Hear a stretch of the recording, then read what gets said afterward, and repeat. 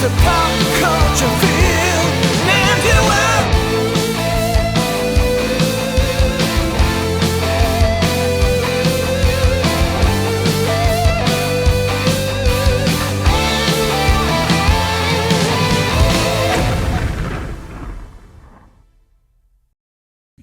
Let's just go right into it, man. Let's do it. Yeah. Yeah, man. Right. I want to let me read this thing. Chris has a nice little introduction that sometimes Chris writes nice things. So. Oh, really? That I actually just want to let you know I wrote that. I went to college. Oh man. Well then, do you want to read it, man? Since you no, wrote go it. for it. Okay, No, go for it. I feel like you have good delivery. So if you want to read it, I'll try to do it justice. Okay. Yeah, go for it. Since its creation, storytelling has been a popular outlet for communicating feelings about certain climates in time. Movies, TV, books, art have all been used to portray emotions in a linear trajectory. But we are here to talk about specifically military movies. In our propaganda episode, we talked about how Hollywood was a powerful tool used to sway public opinion. More recently, we have seen a shift in the message military movies communicate. This episode, we're going to take a look at just how military movies have changed over time. So the purposes and use and the point of military movies and what they're meant to communicate. This is an interesting topic, man. And I actually don't know how this discussion is going to go because, it's like you say, cinema, entertainment, storytellers can sway public opinion. They can sway perceptions of things. There's the truth of something, which I believe is very hard to find. If you want to know the truth about an event or a person or a time in history, you got to do a lot of work. And most of us don't, myself included. Yeah. But you can tell little bits and pieces of something, or you can actually just use something like the backdrop of a particular war to tell your own story. And the war is just really there to enhance whatever personal story or whatever personal message or political or social message, emotional, religious message you want to tell. So war movies are no different. No movie escapes somebody trying to tell you something. Yeah, man. I'm, just like you said, this episode is going to be very interesting. I just want to preface with the fact that, we don't have much to go off of. Usually Izzy and I will have movies written down, but I think it's kind of going to be best for us to just kind of have main points here, and then just to kind of have a more off the top of the head freestyle type episode. So this one might be different to the listener because movies, not only movies, not only books, not just pop culture in essence, most things change over time. Yeah. There's a lot of factors.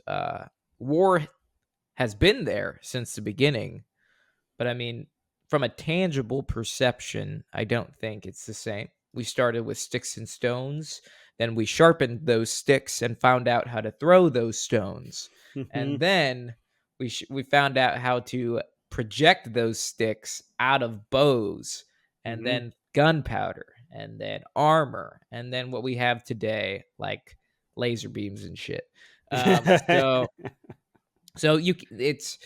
Fundamentally, war has changed. Technologically, war has changed in a tangible way, but also how we perceive war and how we tell it through the personification on the screen. Yeah. I think cinema has always been an amazing tool used either by governments, because we've, in our propaganda episode, I think it was important to mention, we went over this. Movies oftentimes, especially in times of war, in times of just war, and times of war against, a specific evil, movies were sponsored by governments. The government gave movie directors funds in order to show a story or tell a specific event that would get people behind, what the government was doing. We saw that during World War II. Bonds were a big thing. You can't, the war wouldn't be able to be, you couldn't do the war without money. Bombs needed to be made. Soldiers needed to be paid. God, it sounds like a nursery rhyme. Captain America up there on stage touring Yeah. the U.S. To sell war bonds. Yeah, Flags of Our Fathers was a Yeah. really good one from that kind of, we're using these men's story regardless of how tragic the after effects may be with the Native American character. That was really sad. Yeah. But yeah, they were just like, you men are here to get bonds. You're here to sell. Yeah, they did that Uh, to a World War II recipient, Medal of Honor recipient, I think. After he got his Medal of Honor, he did his actions. He was a war hero, and I think they tried to keep him behind, like keep him back to do war. He's like, no, I want to go back and actually fight. yeah, Which is crazy, which is wild, and yeah, probably the reaction of a lot of soldiers is a lot of soldiers. They're not like showmen. They're not actors. They're like, sure, can I go do sure. my job now? I don't want to Yeah, be out here like on I'm from a stage. small town in Arkansas. Like Yeah, I'm not in front of cameras. Yeah. yeah. But I mean, with all that aside, there has been a change in time. I feel like the whole civilian perception as far as war, like starting off, like, now we have a lot of protests going on. Like since Vietnam, I think that was the wars. That's when we started realizing like, okay, some wars are not so good. At least from like a general public domain. Because you started to see a lot of the protests in Vietnam. Like those veterans didn't come home to anything, you Yeah. know? Yeah, and that was really, I think Vietnam especially was when I think we started to see a lot more pictures and video Yeah. of the war and of things that Yeah. were going on over there, and then of course that's very powerful for swaying public perception, regardless of. I mean, Sure. like new numbers wise, we won Vietnam, if I'm not mistaken. You guys can check me on this, but numbers wise, in terms of numbers of losses on either side. Oh, I thought we We lost. No, I mean, okay, see I now thought we you're had the most challenging me on it, yeah. casualties. Yeah, I think Well, Vietnam, but technically we lost. compared to Vietnam, though, Oh, or compared to the Vietnamese, that's what I'm saying. Uh, in Vietnam, it's not a history podcast, folks. yes. Vietnam War death toll around 3.8 million total casualties. We lost about 58,000 military casualties over here. U.S. war casualties. You guys aren't. I don't want you guys to sit here while I look this stuff up. Yeah. Let me try to make my point without offering any facts or figures. Yeah, Vietnam. In Vietnam, regardless of what happened in Vietnam, public perception of Vietnam has always been generally negative, and that's, I think, Yeah. why a lot of soldiers had that negative reception back to the States, because people were projecting their negative views of Vietnam in general and their political views onto these soldiers, when the soldiers were just told to go out, fight, and they had a hard Yeah. time and they lost their buddies, and then they come home and they're being spit on or whatever and being Yeah. shunned. And I think a lot of depictions, especially of Vietnam rather, are negative. We got Platoon and we got Apocalypse Now, and it just shows that it's just portrays this like hellhole, this jungle hell, that everyone's losing their minds and they're all getting high and they're all going insane for this purposeless kind of war. And then you got stuff like We Were Soldiers that tells a different story. It's the beginning of the Vietnam War, and it's regular army guys, and it's this it's about the air cav and the use of that, and it's generally pretty pro-American. It's portrays the Americans as Yeah.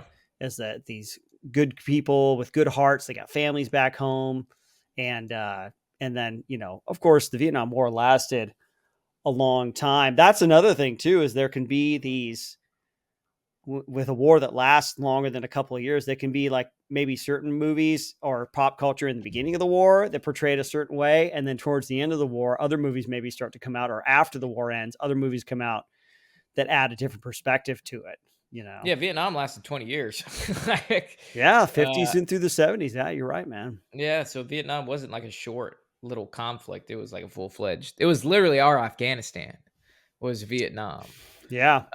So the one thing that I found interesting, at least about like the whole change, is like we see movies that were made during Vietnam, not necessarily about Vietnam, because We Were Soldiers, right, probably came out in what, the 90s The versus 2000s, yeah, something like come that. Yeah. 2000s Yeah. versus Platoon or even Apocalypse Now that came out in the 80s. Yeah.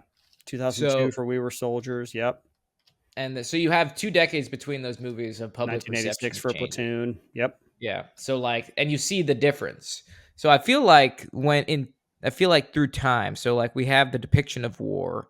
Like earlier, when we think of war movies from like, let's say the 50s, like during World War II, Yeah. like did those war movies that came out when World War II was happening or shortly after, were they directed towards a negative perception of the war? Or were they like, yo, like we are killing the Germans, the Nazis, we're fighting this evil? Yeah. I feel like most movies post World War II about World War II were generally pretty positive. Yeah, I mean, You it know, was a positive war.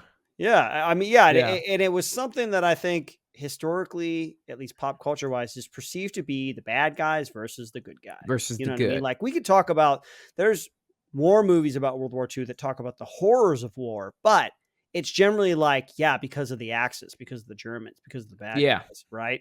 Um, and yeah, they're generally pretty glowing and positive when it comes to American troops or the Allied troops. hmm I don't know too many. Can you think of World War II movies that are like that? anti-war. Yeah, they're either anti-Allied powers. Like I don't know. Like there's tons of World War II movies about Hitler, all bad. You know, there's even Pan's Labyrinth that kind of takes place in fascist Spain, right? That takes place during World War II. It's like, there's not, and I'm not saying there should be, right? Yeah, These no, positive portrayals. I want a good portrayal of Yeah, Hitler. I want an Not accurate bad portrayal of war. Hitler, but we're not, Joke. That's a joke, people. that's a joke. It's totally, you always have to hey, it's too late for us, I think. Yeah, it's too late. But when it comes to World War II, like we talk about history, and history is hard to know, and you got to get all the sides. You got to really dig deep, and you got to read a lot to get a full understanding. I don't know how many stories there are that tell about the precipitation of World War II and what was happening, like going into it.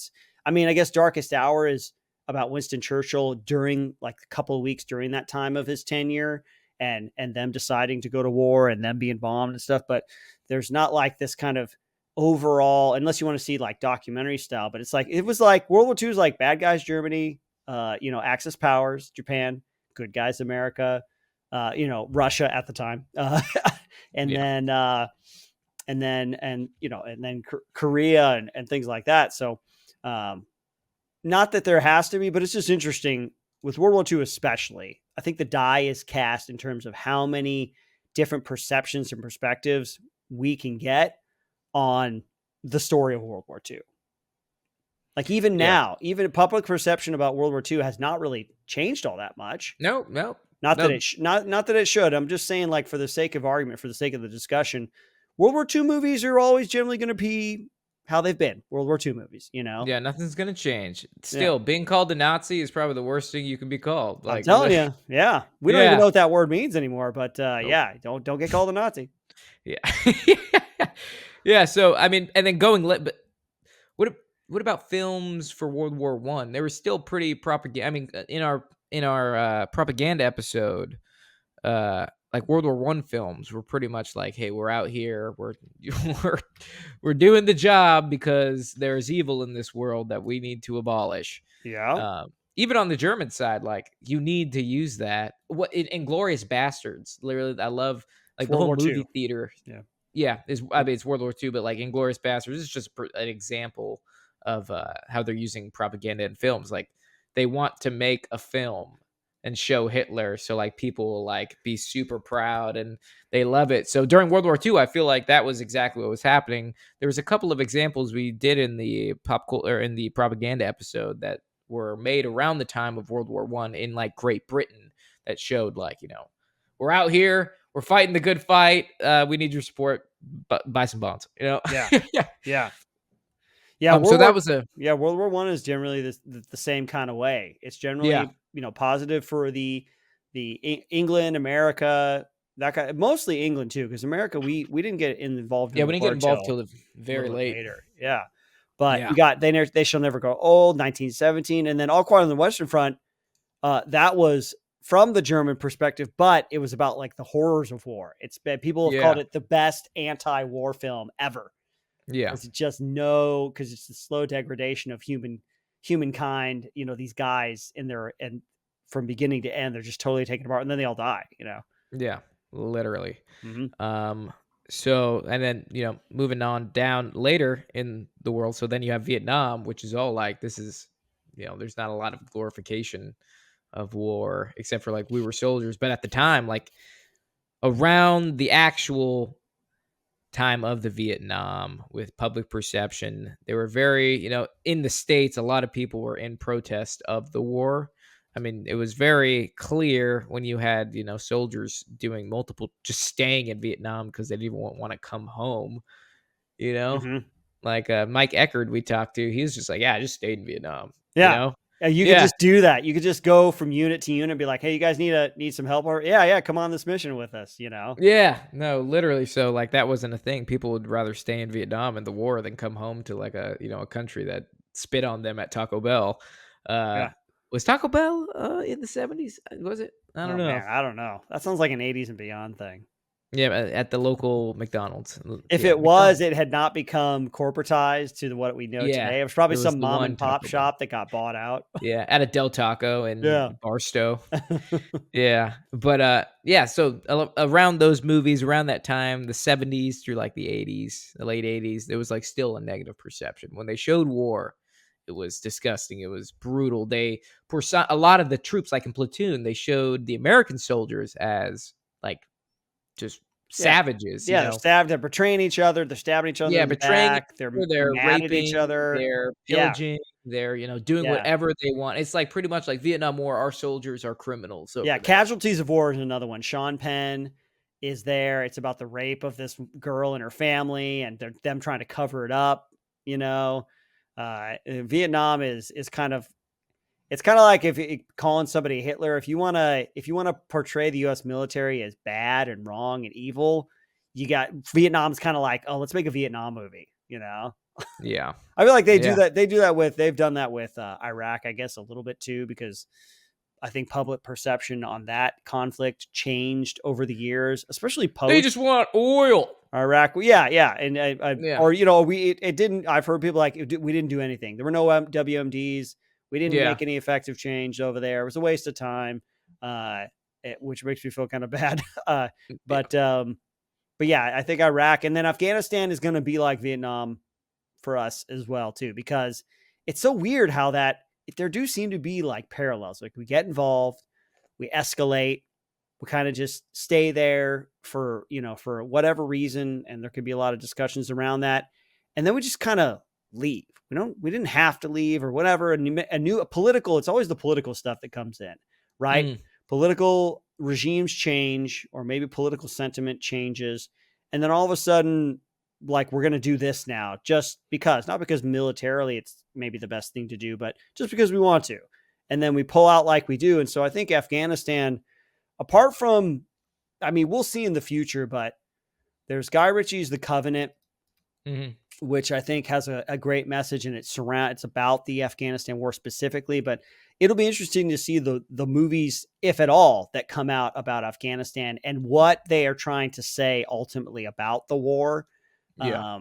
Because I think we're still, or if people don't say anything at all, I don't know, maybe Hollywood and Hollywood elites and people, writers and directors are like, whatever. We don't care anymore. Let's just move on. Yeah. No, that's a good point, man. But it's, as far as changes, staying on theme here, like you can see, the movies are different depending on the public perception. Sure. I think that's one of the main things. You also have more the in your face, blatant changes, kind of tangible changes, just technological advances in how these movies were made. Sure. We go from black and white, we go from dudes literally wearing potato sack masks to make them look Chinese in Korean War movies, like Yeah. to all practical effects, to being able to do CGI, to get an even government sponsored or at least military like sponsored effort to donate vehicles and make things super accurate. Just the way movies are Yeah. made now. That's a big change in itself. Yeah. The military has had a greater and greater hand in war film making, I think, because there's, we talked about a little bit with propaganda, is the U.S., like the Department of Defense, is very interested in how it is perceived in the public eye. And Yeah, so it's a they will recruiting have, campaign. they will have either great restrictions or great freedoms given to certain directors, like Michael Bay, for example, that if, hey, you're going to talk nice about us, we will give you full access to our weaponry and we'll give you pilots and planes and ships and tanks and whatever you want for because we know that you're going to make a film that paints us in a positive light.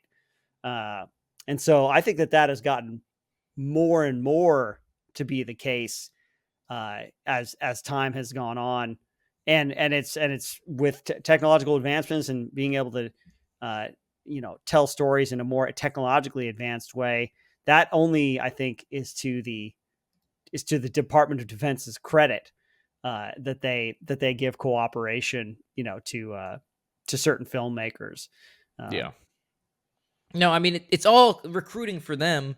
The more you can make the military look cool, the more fancy stuff you can show, the more toys you can show, the more it's going to positively impact their recruiting numbers. People like Top Gun. When Top Gun came out, the Top Gun Maverick, it Right. was like we saw a spike in Navy recruitment, because people were like, oh, that's cool.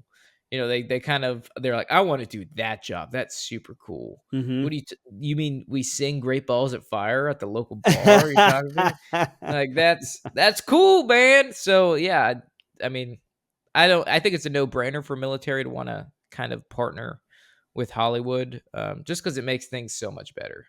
It makes things better for everybody. It makes a better movie, and then it also portrays a better message. But are you a fan of practical effects versus CGI? What do you prefer? What's your kind of take on that? CGI, like practical effects, is another tool in the tool belt of a filmmaker. I think we rely on it too much these days. Computer generated effects. If you can't tell that they're there, I think that's pretty awesome. You watch something like Mad Max Fury Road. There's stuff that obviously is CGI, but then there's other stuff like when they're driving through the mountains or whatever, that those mountains aren't even there. Right? Oh, They're wow. just driving through in a straight line, or they're not even moving and you can't tell. So CGI, I'm more for practical effects because I think in most cases, if they're the human eye can tell, there's that uncanny valley where you can perceive maybe on an unconscious level that something's not right. Uh-huh. So I love practical effects, and I'm very much against the kind of push of Hollywood for not using real weapons with blanks on sets anymore ever since the whole Rust thing happened.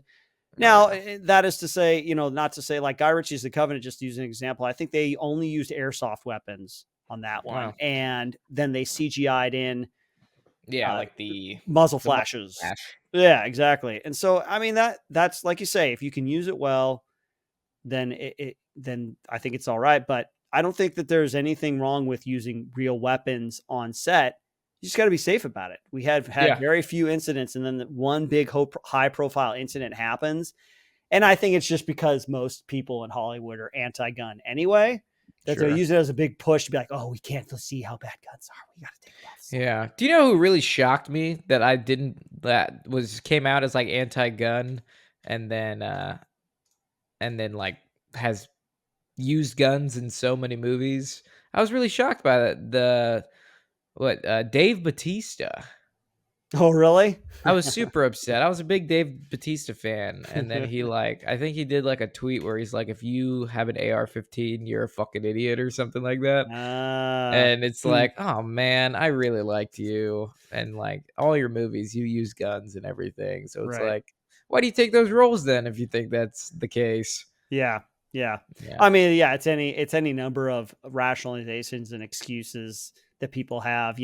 Gun freedom, gun rights for me, but not for thee, kind of Yeah. thing. It's like Dave Bautista's going to he'll hire gladly some bodyguards that have weapons on them to protect himself, but the average citizen, they shouldn't have them. And it doesn't help the conversation too, if we're talking about that kind of stuff, to just fire out a tweet like that, calling other people idiots. Like, you want to have a conversation about it, let's have a conversation about it, but it's not helpful to the overall atmosphere of, of that. I mean, that's another change over time. We talk about a public perception on violence, right? Yeah. Violence in movies and violent video games. Create mass shooters. Honestly, man, I actually, maybe I can't even say that there has been a change, because movies are just as violent today I would say movies are more violent today than they used to be. We have better technology to portray the violence.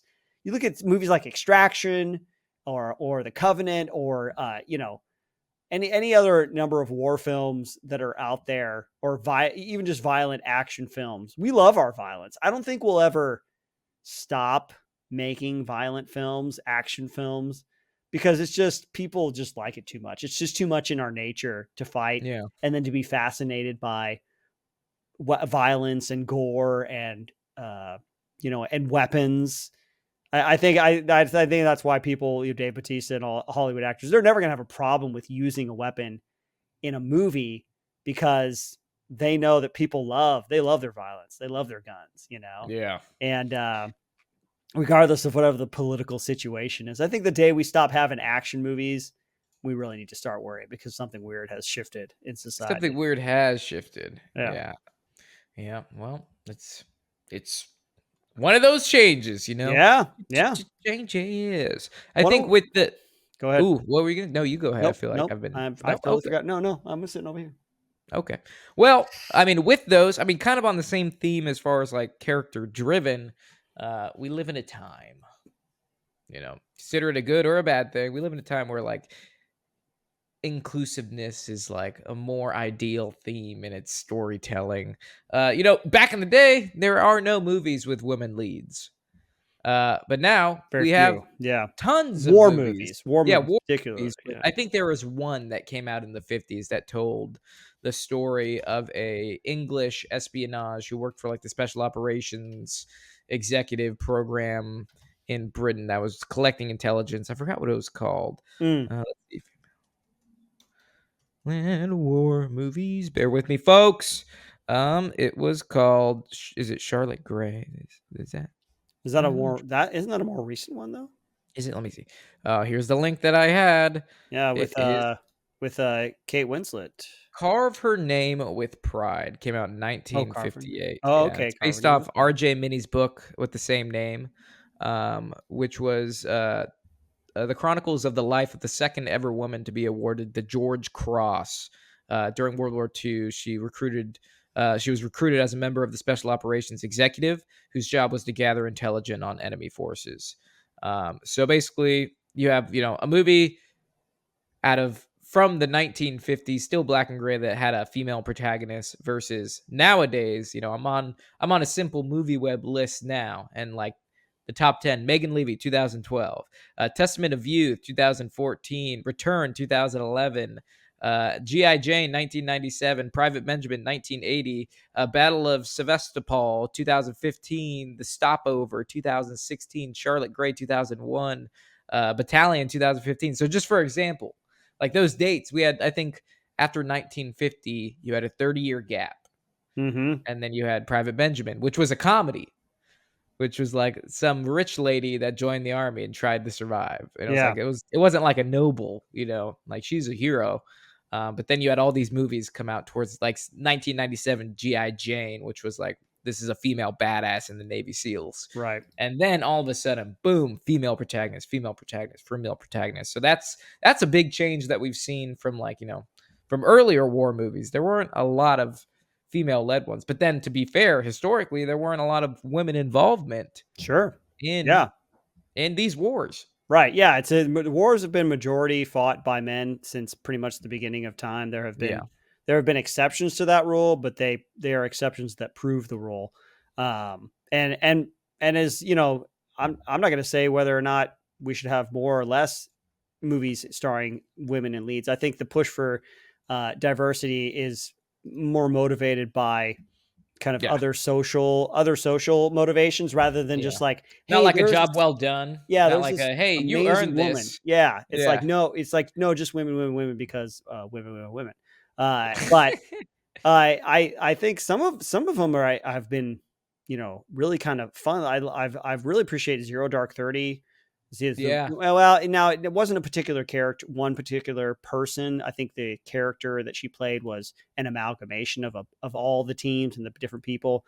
But I think just a great example of like a hard-nosed, hardcore agent who has a mission and is very driven, and it kind of shows a bit of the emotional toll of what she goes through in order to get this guy and get this stuff done. And she doesn't go on the actual mission, which is fine. She's the one who facilitates the information gathering and all the hard work that goes into the years of work that went Yeah. into finally capturing or killing, Osama bin Laden, which, the whole strong female character is like, that's like the thing, right? And so I think that's a great example. She doesn't ever actually pick up a gun. She's not Atomic Blonde, where she's beating Yeah. up dudes and throwing haymakers and shooting dudes with double guns jumping through the air. But she is a strong woman because she perseveres and she sacrifices a lot, and she's flawed, Yeah. And so it depends on how you define strength in terms of a war movie. And as we know, we've seen a lot of war movies where it's the war movie is a great setting with which you can visually show things like perseverance, Mhm. self-sacrifice, pride, even like weird, odd, selfishness and darkness. It's just because war is this really like intense experience, Um, but and so I think that there's lots of different ways that you can show that. And also one of the cool things about whether it's Charlotte Gray or Carve Her Name with Pride is how we underestimate women, Yeah. in the That's a big wartime thing. setting, because obviously war is a very physical activity, obviously, but there's a lot of background stuff. There's a lot of espionage and a lot of secret stuff and a lot of there's a lot of finesse and a lot of, that you have to use, that women, they've got that guile, man. They They've can got the be, advantage. yeah, Yeah. they've got that advantage, and they can use it well Yeah. with great effect. If I know one thing about women is they can be quite manipulative. Just kidding, to an extent. But yeah, no, there's like, so everyone thinks like in a wartime setting, you just need to be a hard charger. You just need to be the most physically fit, aggressive, violent person. Right. And war isn't a one solution thing, right? It's multidimensional. Yeah. There's the physical side of it. There is the boots on the ground side of it, but there is also the psychological side of it, the manipulation side of it, the swaying public opinion, the propaganda, the pretty much, I think there's a lot of women involved in special operations that I encountered were on the PSYOP side Yeah. and the CA side, the civil affairs, because who do you think is best fitted to deal with women women and children on target? The guy that's hopped up on steroids and pre-workout, that's throwing her, that will just threw her husband through a fucking window because he felt like it, or the very soft-spoken, the caring, more emotionally intact Yeah. female that we bring us out on target. It's just there's different skill sets for different people. Females have their strength in war, so Yeah. and then men have their strength in war. Yeah. It's And then, hard yeah, skills and soft skills. exactly. And anything that, whether it's like A Few Good Men or Megan Livy or any war film that portrays the inner strength of women, I think is really good, because there's kind of this, I think, popular perception that the only strength is physical strength. The Yeah, only competence is combat yeah, competence. The only skill is gun skill, yeah, And so Atomic Blonde is just an easy, that we had Damsel, with yeah, Millie Bobby Brown yeah. I saw it. recently. It's like, she's got a sword and she's gonna stab the good dragon, and that's the only kind of strength that we're really Yeah, honoring, and because we really, I mean, what is a woman anyway, right? I mean, you just jump back and forth, and so I think we're kind of missing out on some amazing stories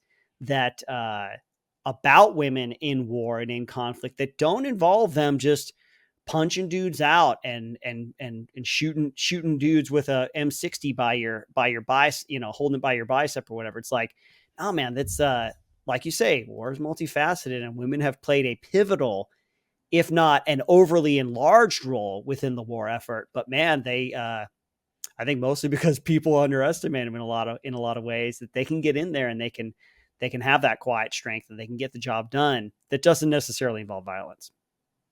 Yeah, no, that's a really good point. So, I mean, it's been a good change too. Like, there are so many great stories out there, and they don't all involve just acts of heroism, embellishing violence. Just like you said, there's some amazing stories of women behind the scenes doing the thing. Like, I'm just reading that movie title from the 50s and like reading what it's about. I'm like, oh, that's pretty cool. I didn't even know there was like a special operations executive that gathered intel. That's probably like super spy stuff. So I'm like, oh, I might want to check that out. Yeah, so that's a big change that we've seen now more popularly in modern times, but obviously that's due to the political push. Sometimes good, sometimes Ghostbusters. But that's all I'll leave at that. Sometimes She-Hulk, it's yeah. She-Hulk, yeah. I mean, yeah, it depends on what your goal is, and also just talking about like ethnic diversity, right? Representation in films. The war film is, I mean, it depends on what the story you want to tell. That's my standard, right? If you're going to tell a story about a unit in Russia during World War II fighting against the Nazis, where you're not going to have a lot of black people in it. You know what I mean? Yeah. Unless that's the point, in which case you got to find a way to like shoehorn them in. But then again, you can also go the other way. We had, what was it? Battlefield. What was it? Los Angeles? No, not Battlefield Los Angeles. I was thinking of the Call of Duty, or not. Okay. Which was the one that had the female sniper in it? Anyway, just there was it was the one that didn't do very well, which maybe I'm brain blocking it because but anyway, so if you go at somebody, say, hey, we want diversity in this war film or in this war movie, or well, let's try to look for situations in history, soldiers in history that were women that did do these kinds of things, and then just tell their stories. That's cool, because that's just real history, and it just gives truth to the argument that war affects everybody and people get involved and everybody has different strengths and skills. Remember we had our buddy on the sniper guy. He was like, yeah, women are great snipers. They're actually better snipers than men. I'm like, oh, wow, that's kind of interesting. I didn't know that. Yeah. But anyway, in terms of like ethnic diversity, it's just like we got to shoehorn people in there somehow, when historically war is usually like a historical endeavor too. You're trying to tell a story about a specific thing. It's like, well, do we want to give weight to the truth of the story? Do we want to tell what actually happened, or do we want to fulfill some kind of like current kind of culturally ascendant narrative? Thing. You know what I mean? Yeah, I mean, that's one of those changes that's not necessarily a net positive. I feel like it affects the storytelling in a big way. Like, for example, the Buffalo Rangers, Korean War.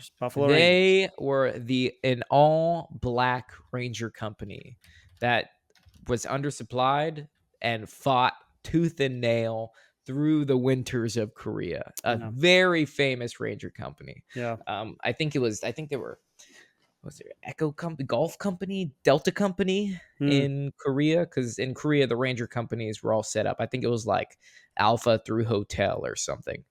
But they were all black, and that would have been an amazing. I think that's overdue for a movie or a miniseries or something like that. Yeah, so that's like, it's factual. That's what actually happened. Just like that's why Glory is one of the best, is the best Civil War movie, one of the best, war movies of all time, just because it shows a true story. Yeah, involving that. You mentioned Damsel, and I was watching it, and I'm like, I didn't know there were any African American peoples in medieval times in like Europe. And it's literally her mom or her caretaker is like the adopted whatever, the daughter, right? It's like her mother is I Yeah, don't know. Angela Bassett. Yeah. Yeah, I was like, what is she doing here?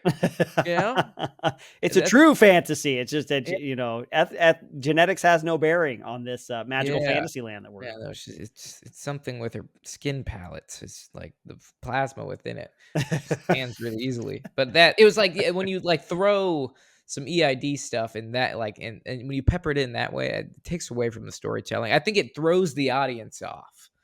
Right, Either right.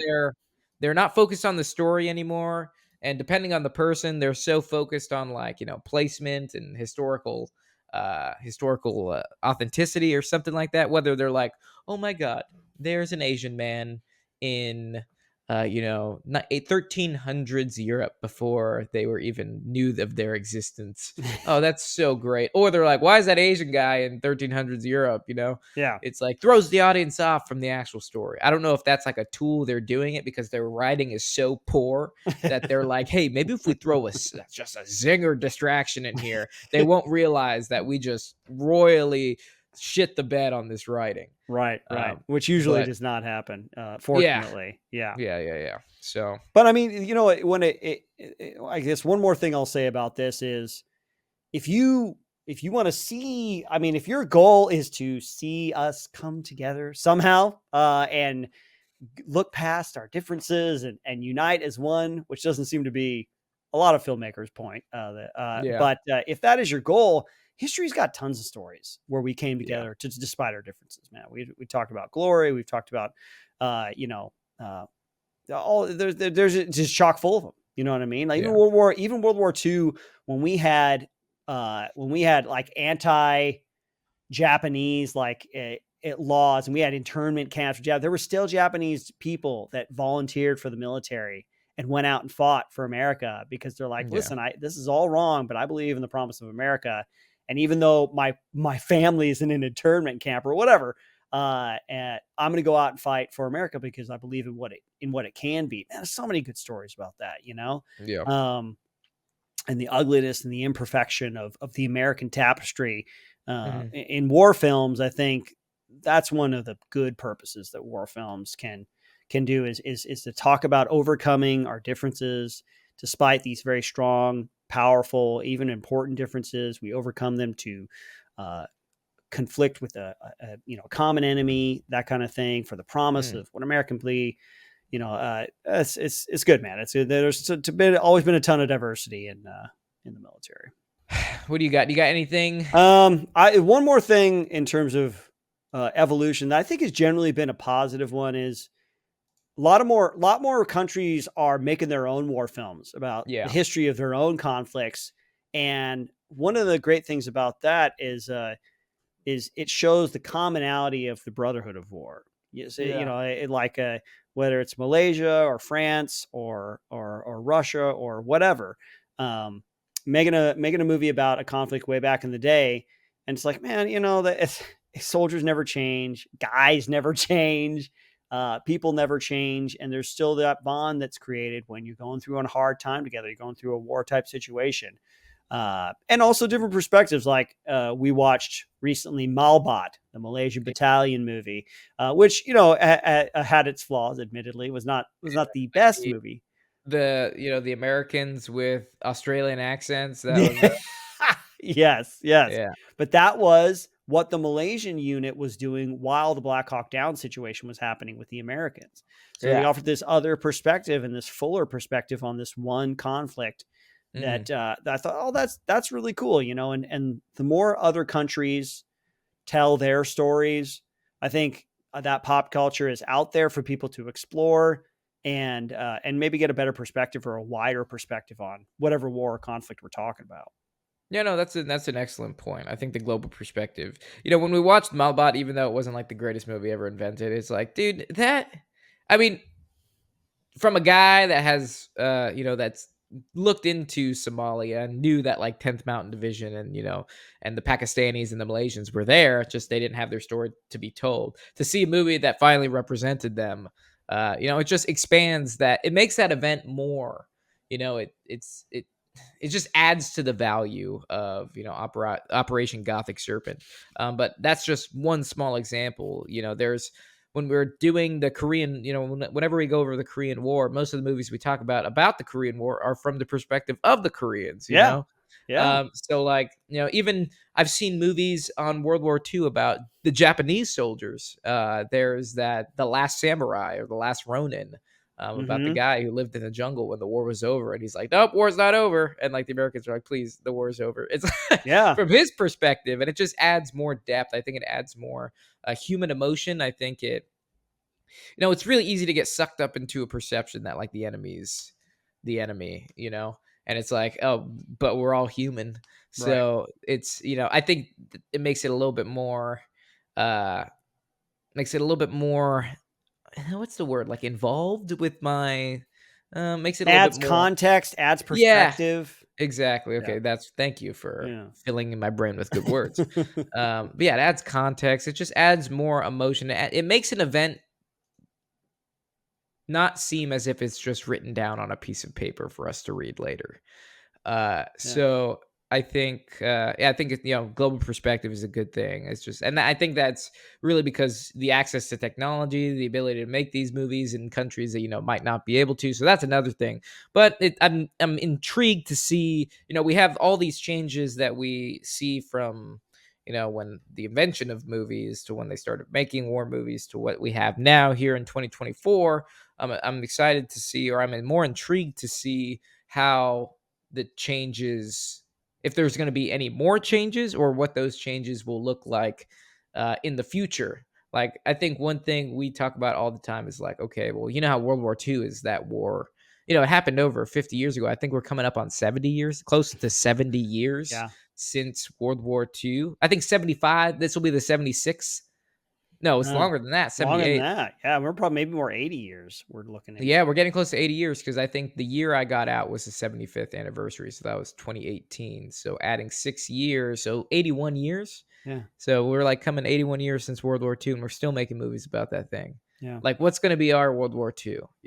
Is it like, Wonder. is Afghanistan going to be our World War II? Or I'm intrigued to see Yeah. how that will happen and what changes will look like during that. Yeah. But yeah, I think, change is a good thing, but change can also be a bad thing. It just, it really depends on what you're changing and how you're changing it. Yeah. Either way you slice it, change is inevitable. Right? Yeah, no, you Just can't. like we're gonna change to the game. Cameron. How do you Oh, like look at that? you. Way to leave it on that one. Change is inevitable. It is. And by the way, folks, if you like all this stuff, I just want to give a quick shout out to our YouTube channel. If you're watching this, thank you for supporting. If you're listening to this, head over to the Pop Culture Field Manual YouTube, and we got some more great content. We got some game reviews, which is what Cameron and I are originally known for from the Gameology days. We got the game recons, and we got the debrief coming out on Fridays with Cameron, giving you his perspective on some recent military news. Always insightful and always strong opinions on that one. And so, yeah, tons of great content, folks. You can also check out my horror gaming channel, the Iz Files. Type that in on YouTube. And also lots of great stuff. Check out our Patreon. Subscribe. We got fuller episodes, extra episodes, and then a live stream this week or this month. We're gonna do Con Air. So if you can sign up real quick. Yes. Yeah, or maybe this is coming out afterwards and you totally missed it. I'm wrong for doing that. Yeah. But, But we're doing another. If it is, we're doing another awesome movie. Probably a legendary movie you won't want to miss. That's right. But now we're moving into the game, as we often do, traditionally do. We got a game. This one's for you, Cameron. I will be the game master. Sure. And in a seismic shift from what we normally do, this game has not even a little bit related to the episode topic. It's called Animals in Combat. Okay. All right. I like animals in combat. I'm going to give you the name of a cuddly, cute little animal, and you tell me if it's from a movie, real life, or both. Oh. Yeah. Okay. You ready? We got like 5 of these, I think 5 or 6 of these. So let's get this first one. Sergeant Stubby was a dog and the unofficial mascot of the... Oh, shoot. Maybe I don't know if I should say that. Okay. I guess maybe I just give you the name and then you tell me and then I tell you the info. Because I got a bunch of great information, but maybe I shouldn't talk about what it is. So you probably shouldn't. But I will say Sergeant Stubby, I think, was the mascot, the official mascot of a British, was it a British troop, or was the official mascot of a Marine Corps landing troop? But I think it was a real animal, and he was in a real world, real war. I think it was like World War II time, but you tell me if I'm wrong. I could be thinking of someone else. You are half right. He was a real world dog, and then also subject of a movie. So he was a dog and the unofficial mascot of the 102nd Infantry Regiment. This is World War I, and assigned to the 26th Yankee Division. He served for 18 months and participated in 17 battles and 4 offensives on the Western Front. Stubby is also the subject of a 2018 animated film, Sergeant Stubby, an American Hero. Wow, that's awesome, dude. What a legend. Legendary Sergeant Stubby. All right, next one. Botat. Botat. Botat. Botat. All you got to say is real, movie, or both.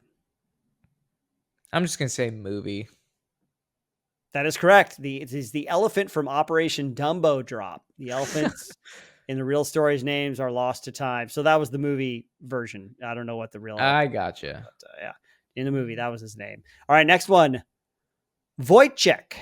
Wojciech. Why does this one sound really familiar? Wojciech. I'm gonna say both. Ooh, you're half right. He is a real bear. Boy, yeah, Russian bear. Yeah, Russian bear was a Syrian-born brown bear bought as a young cub in the mountains of Iran by Polish Second Corps soldiers who had been evacuated from the Soviet Union in order to provide for his rations and transportation. He was eventually enlisted officially as a soldier in the rank of private and was subsequently promoted to corporal. Corporal Wojciech. What a great mascot, man. I know. Be like, all right, what's your mascot? Oh, we got a cat. What's your mascot? Oh, we got like a dog. What's your mascot? We got a bear. We have bear in our. We have bear. Wojciech. Come wrestle with me and have a cigarette. Yeah. He likes cigarettes, apparently. Oh, that's awesome. Good for a smoking bear. Smokey the bear. Yeah, nice. Okay. All right, next one. Sergeant Reckless. Sergeant Reckless. I'm just going to... Oh, Sergeant Reckless. Sounds reckless. For some reason, I believe this to be like a small dog. You know how like dogs have like really small dogs have a lot of attitude? Yeah, right. Yeah. So I'm just going to say this was Sergeant Reckless. I'm just going to say both. And say it's a small yapper dog, like a weenie dog or like a chihuahua or something. Well, you're wrong about what animal it was, but it doesn't matter. Oh. You're also wrong about it being in a movie. It was a real war horse who held the official rank in the United States military, was a mare of Mongolian horse breeding. Out of a racehorse dam, she was purchased in October 1952 for $250 from a Korean stableboy at the Seoul racetrack who needed money to buy an artificial leg for his sister. Interesting. She served in numerous combat actions during the Korean War, carrying supplies and ammunition, was also used to evacuate the wounded. Learning each supply route after only a couple of trips, she often traveled to deliver supplies to her own troops without benefit of a handler. The highlight of her 9-month military career came in late March 1953 during the Battle for Outpost Vegas, when, in a single day, she made 51 solo trips to resupply multiple frontline units. She was wounded in combat twice and given the battlefield rank of corporal in 1953 and then a battlefield promotion to sergeant in 1954, several months after the war ended. Wow. Reckless, That's a cool story by itself. That's a strong, independent woman right there. Yeah, wow. Hats off to you, lady. Sergeant Reckless. Yeah, Sergeant Reckless. That's pretty cool. That's a really time gone by, a bygone time of using horses, the cavalry, and using horses. Speaking of strong women roles, dude, right there. Where's that one? Story. Yeah, strong females. I could see it. We need more Korean War pop culture. All right, we got 2 more, man. Rin Tin Tin. Rin Tin Tin. I think it's just a movie, right? It was both, actually. Oh. As always, you are half right. Was a male German Shepherd born in Fleury, France, who became an international star in motion pictures. He was rescued from a World War I battlefield by an American soldier, Lee Duncan, who nicknamed him Rinty Duncan, or Duncan trained Rin Tin Tin and obtained silent film work for the dog. Rin Tin Tin was an immediate box office success who went on to appear in 27 Hollywood films, gaining worldwide fame. I remember Rin Tin Tin. Yeah, that's cool. Okay. All right. No. One more chance to redeem yourself from all these half-truths and half-answers. Okay. Joey. Joey. Oh, Joey. Be literally Australian kangaroo. Let's just say he was both. He was both. As always, Cameron, you were half right. It was a movie. It's the horse from the movie War Horse. His name was Joey? Joey. That's yeah. That was it? That was the horse. That was the stunt horse, probably. Oh, maybe. okay. Yeah. I don't know if if it was based on a true story or not, what the real horse's name was, but that's the movie version horse. Joey. I got you. I was thinking of the kangaroo from.